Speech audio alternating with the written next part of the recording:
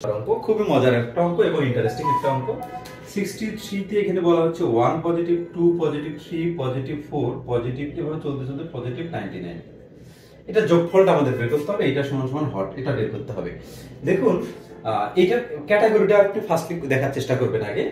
এই ধারাটা আসলে কি ধরনের ধারা এটা দেখার চেষ্টা করবেন। দেখুন আমরা এখানে ইজিলি বুঝতে পারি 1 2 3 4 5 মানে স্বাভাবিক সংখ্যা যে সংখ্যাগুলো রয়েছে তাদের যোগফল।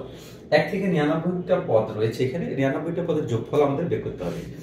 এটা সহজ করার সিস্টেম হচ্ছে এইটা আর আপনি এটা যোগ করবেন, কত আসে? 100 আসে। 99 আর 1 যোগ করলে 100 আসে। তার মানে দুইটা পদ মিলে যদি আমি একটা পদে কনভার্ট করি, অর্থাৎ দুইটা পদ যোগ করে যদি আমি একটা পদ করি তাহলে আমি 100 পাচ্ছি। সিমিলার উপায়ে এর আগেরটা কত হবে? তাহলে 98 হবে। এই 98 এর সঙ্গে যদি আপনি এই 2 যোগ করেন তাহলে কত হবে? 100 হবে। তার মানে চারটা মিলে আমি দুইটা পদ পাচ্ছি।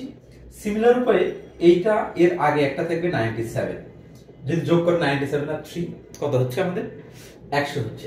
তার মানে যতবারই দুইটা পদ আপনি যোগ করবেন ততবারই 100 পাবেন আপনি।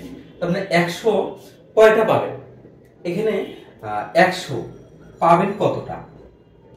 পাবেন হচ্ছে এখানে কতটা আছে? 99 আছে।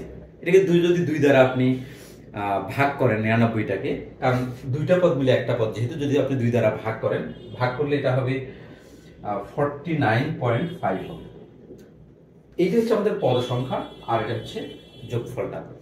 এখন দেখুন আমরা এখানে কি করতে পারি, এই 100 দ্বারা এটাকে গুণ করব। 100 দ্বারা যখন আপনি এটাকে গুণ করবেন তখন এইটা বৃদ্ধি পাবে। বৃদ্ধি পাইলে এই দশমিকটা এই ডান সাইডে চলে যাবে। এখন কত ঘর যাবে? কয়টা শূন্য আছে? 2 ঘর যাবে। তার মানে দশমিকটা কোথায় আসবে? এই যে এইখানে একটা শূন্য বসবে এবং এইখানে আসবে। তার মানে 4950 এটার অ্যান্সার।